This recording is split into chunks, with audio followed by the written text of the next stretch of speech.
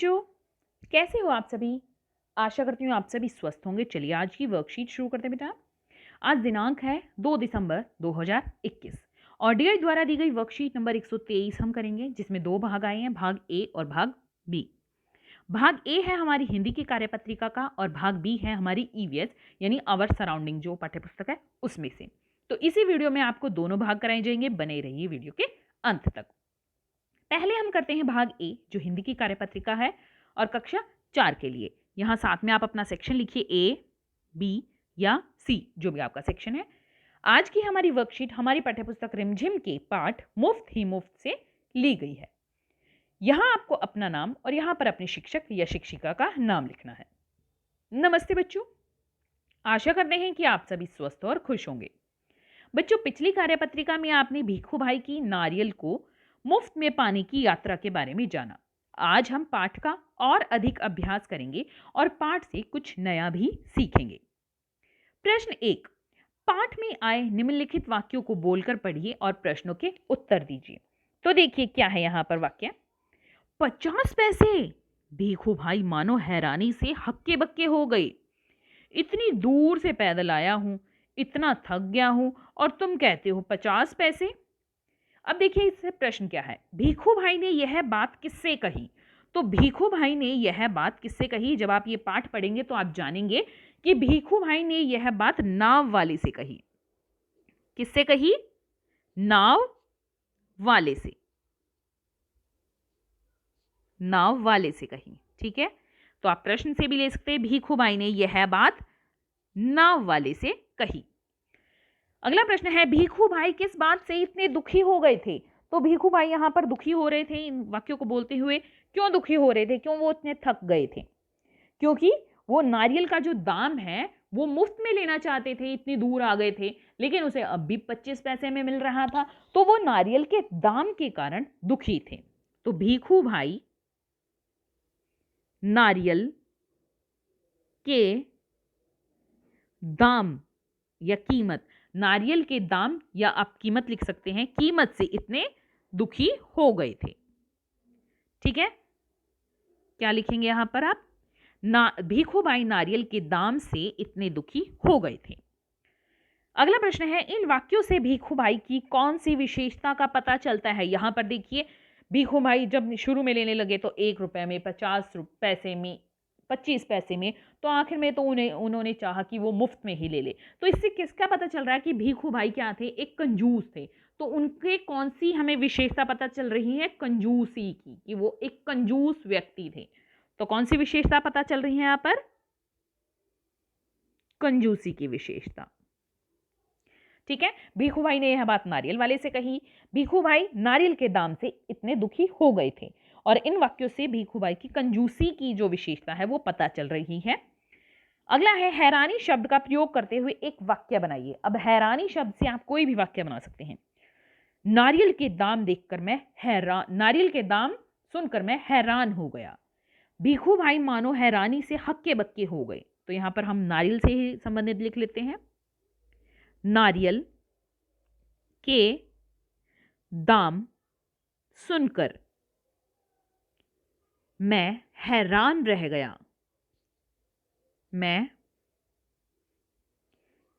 हैरान रह गया, या हैरान रह गया है, हैरान हो गया। ठीक है, तो आप यहां पर कोई और वाक्य भी लिख सकते हैं। आगे देखिए बच्चों, हमने पाठ में कुछ नए शब्द पढ़े। अब इन शब्दों को उनके अर्थ से मिलाइए व उन्हें रिक्त स्थानों में भरिए।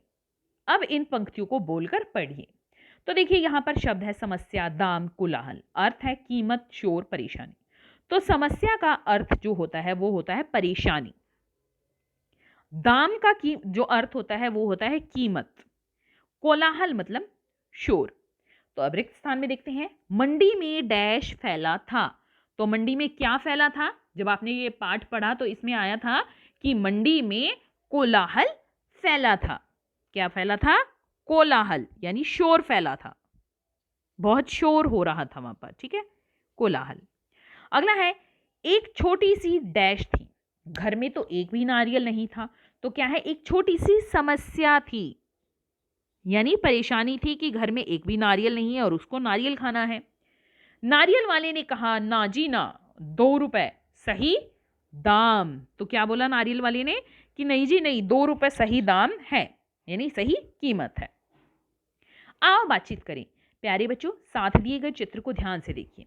आपको क्या लगता है चित्र में दिख रही लड़की और महिला आपस में क्या बातें कर रहे होंगे?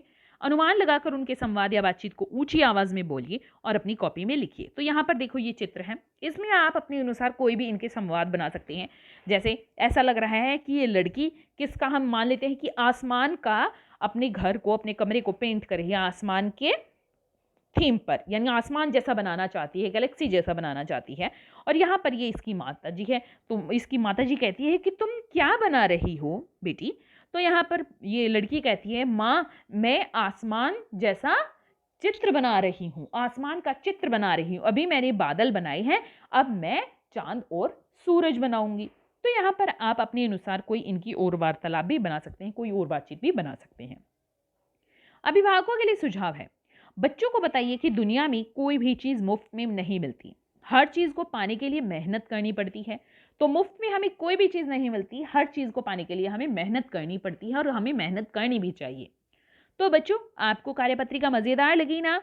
अब बताइए आज आपने क्या नया सीखा।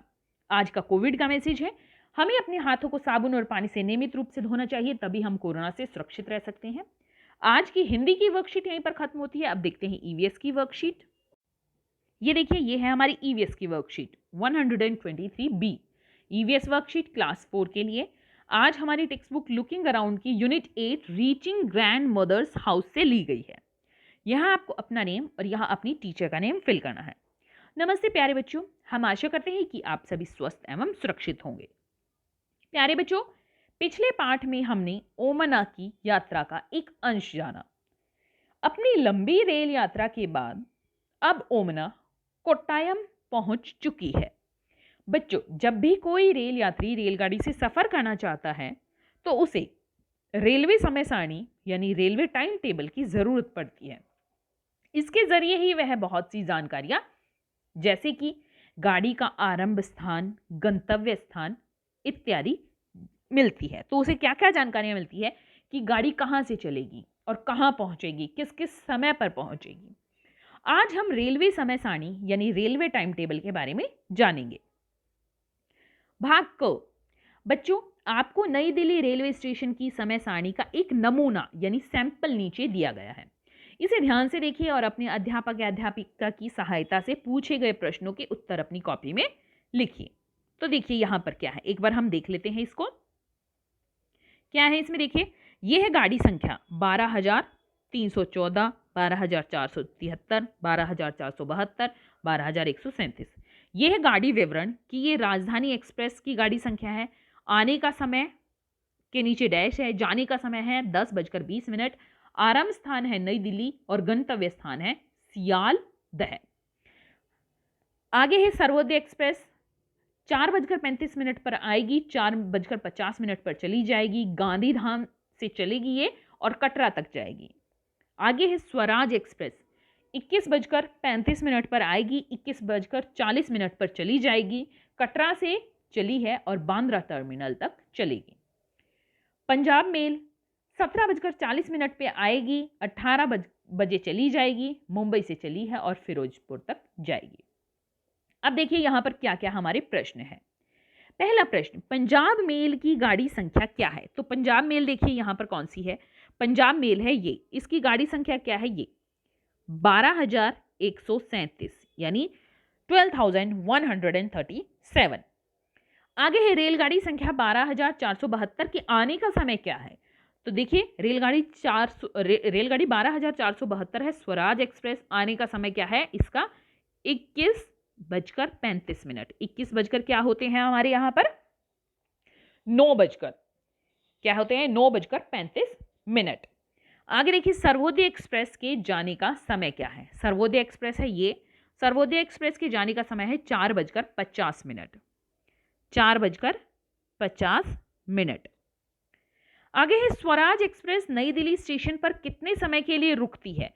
तो स्वराज एक्सप्रेस देखिए ये है, यहां पर रुकी कितनी देर के लिए? देखिए 9:35 यानी 21:35 पर आई और 21:40 पर वो चली गई। कितने समय के लिए रुकी? वो रुकी 5 मिनट के लिए। कितने समय के लिए रुकी?